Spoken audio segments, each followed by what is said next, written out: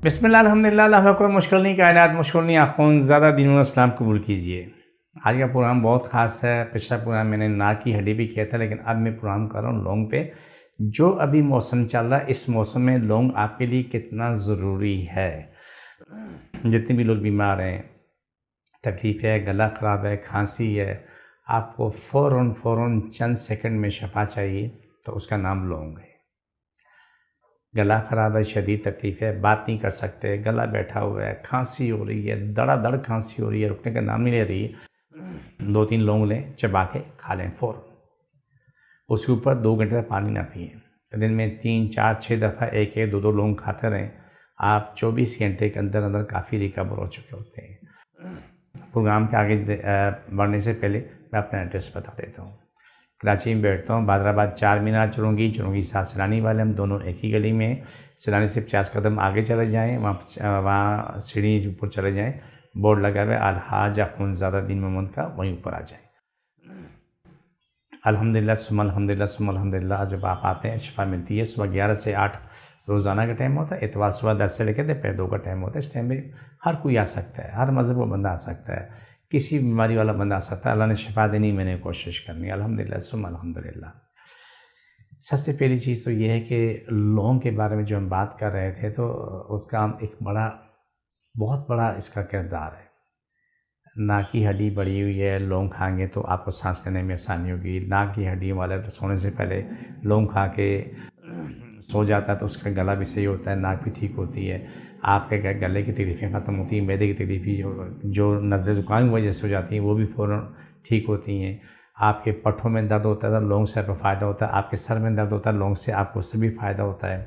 देखिए, इस मौसम के एतबार से सबसे जल्दी फ़ायदा हासिल से किया जा सकता है वो लौंग है।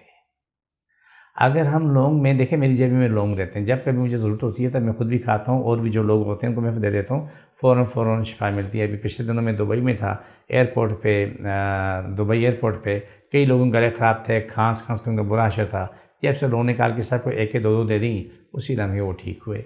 तो लौंग पे जो आज मेरा प्रोग्राम करने का एक मकसद ये है कि आप सफ़र में हो, कहीं भी जा रहे हो, घर के अंदर हो, घर के बाहर हो, आप अपनी जेब में किसी भी प्लास्टिक की थैली में 10-20 लौंग जेब में अपने पास रखा करें। आप कराची से पेशावर, लाहौर, कराची कहीं भी सफ़र करें, आपकी जेब में एक पोटली लौंग की होनी चाहिए। आप जब इस्तेमाल करें कि आंधी है, तूफ़ान है, बर्फ़बारी है, बारिश हो रही है, तूफ़ान आया हुआ, तो आपके गले की तकलीफ़ों के लिए, सर्दी से बचने के लिए फ़ौरी तौर पे जो आपको लौंग काम आता है। लौंग गर्मी में भी खा सकते हैं, मना नहीं है, लेकिन सर्दियों में लौंग हर कदम में तो आपको काम आएगा। जो लोग ख़ास तौर पे टूरिस्ट जाते हैं घूमने फिरने के लिए, उन्हें बड़ा शौक़ होता है। कुछ लोग तो जब वहाँ फंसते हैं तो शौक़ वहीं ख़त्म होता है। ऐसा ख़त्म होता है कि वो कभी ज़िंदगी अपनी नस्लों को लेकर तो घुमाने फिराने नहीं जाते। अगर वो 1 आध दिन 2 दिन अगर कहीं फंस जाएँ, लैंडस्लाइडिंग हो जाए, बर्फ़बारी हो जाए, बारिश आ जाए, तूफ़ान आ जाए, उसके बाद उनका शौक़ ख़त्म हो जाता है। या जब वो घूमने फिरने जाते हैं, जब उनके 1-2 लोग वहाँ पर या दरिया में बह जाते हैं या किसी एक्सीडेंट में मर जाते हैं, तो उनका शौक़ उसके बाद ख़त्म हो चुका होता है। लेकिन उससे पहले उनका शौक़ जो तूफ़ान होता है। तो जाने को मना नहीं कर रहा हूँ, लेकिन आप अपने साथ हिफाज़ती तौर पे लौंग का इस्तेमाल लाज़मी करें, अपने पास लौंग रखें। लेकिन एक काम ज़रूरी बताना चाहता हूँ मैं तमाम लोगों के लिए, जहाँ भी जाएँ आप मेरी बात कभी नहीं मानना, अपनी भी नहीं मानना, सिर्फ अल्लाह की मानना। अपने बच्चों को या खुद जा रहे हैं, आप इस्तिखारा खुद करें। होता ये 2 नफ़ल पढ़ के दुआ मांग के आप सो गए कि या अल्लाह मैं ये काम करना चाह रहा हूँ या चाह रही हूँ, तफरीह के लिए जा रहे हैं, शादी ब्याह के लिए मामला है और कोई मामला है, उसके लिए 7 दिन तक दुआ मांग के पढ़ के सो जाएं, फिर बातचीत ना करें। 7 दिन में जितने भी ख्वाब देखें वो लिख लें, 8वें दिन मुझे फ़ोन करके मुझसे उसकी ताबीर ले लें, मैंने इस्तिखारा किया, उसका ये जवाब आया। उसका जवाब ये होगा कि आप धोखा नहीं खाएंगे। आप जो भी देखेंगे, आप और अल्लाह आमने सामने, आप और अल्लाह का रिश्ता बराह रास्त बनता है, उसमें मैं या दूसरे तीसरे का काम नहीं है। लेकिन जब कोई आप किसी से इस्तिखारा करवाते हैं तो आपकी तबाही होती है। तबाही की वजह क्या है? तबाही की वजह ये है कि लोग झूठ बोलते हैं और आप लोग फंस जाते हैं। तो मैं नहीं चाहता कि किसी को भी तकलीफ़ पहुँचे। आप खुद अल्लाह के सामने पेश हो जाओ, अल्लाह के सामने रो गिड़गिड़ाओ, अल्लाह मेरा ये काम है, तू मुझे हिदायत दे कि मुझे क्या करना चाहिए। अल्लाह गवाह है कि 70 माह से ज़्यादा प्यार करने वाला रब वो आपको सही रास्ता दिखाएगा। इसीलिए मैंने आपकी ये बात बताई कि आप कहीं भी जाएँ तो ये काम करते रहें, ठीक है। आप प्रोग्राम के आगे इसी तरह पढ़ते हैं, जो कि मैं कोशिश करता हूँ कि अपनी वीडियो छोटी से छोटी रखूँ ताकि तुम लोग देखो भी, शौक़ से देखो। मेरे प्रोग्राम को लाइक करें, शेयर करें, सब्सक्राइब करें। ये आप जहादी बन जाएँ, अल्लाह के जहाद क्या नाम है, जहादी बन जाएँ, अल्लाह के लिए जहाद करें। और इससे दुनिया में फैज़ पहुँचेगा तो दुआएँ आपके अकाउंट में आती रहेंगी, मेरे पास भी आती रहेंगी।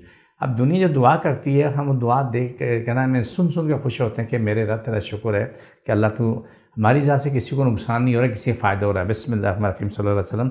जिसको जहाँ तकलीफ़ है वहाँ तक लें, सल्लल्लाहु अलैहि वसल्लम। सभी तकलीफ़ें मारी, जिन जादू मुझको परेशानी खत्म, शिफा मिले, मुकम्मल शिफा मिले, आमीन। छोड़ दोबारा पकड़ो, पाकिस्तान की जारी बातें, दुश्मन खत्म, मशीन खत्म, सभी तकलीफ़ें मारी, जिन जादू खत्म हो जाए। छोड़ दोबारा पकड़ो, सभी तकलीफ़ें मारी, जिन जादू खत्म, शिफा मिले, मुकम्मल शिफा मिले, आमीन। सभी तकलीफ़ें मारी, जिन जादू मुझको परेशानी खत्म हो जाए, शिफा मिले, मुकम्मल शिफा मिले, आमीन। अल्लाह ताला सारे कायनात के लोगों को शिफा मिले, फर्श ऐसा तमाम मुल्क को शिफा मिले, जो भी जहाँ बीमार है बीमारों को शिफा मिले, रोज़ी को शायद पाकिस्तान के ज़ारी बातें अंदरूनी बैरियत दुश्मन खत्म हो जाए, आमीन। पाकिस्तान के शर फसाद फैलाने वाले ख़त्म हो जाए, आमीन। अल्लाह इस मुल्क के लिए नेक हो, हुक्मरान अता फरमा, बुरे लोगों से जान छुड़ा दे हमेशा के लिए, आमीन सुन आमीन या रहमत लिल आलमीन। ये मेरे प्रोग्राम का आखिरी हिस्सा होता है। मुझे मेरी टीम को इजाज़त दीजिए। फ़ी अमानिल्लाह, अल्लाह की ईमान में।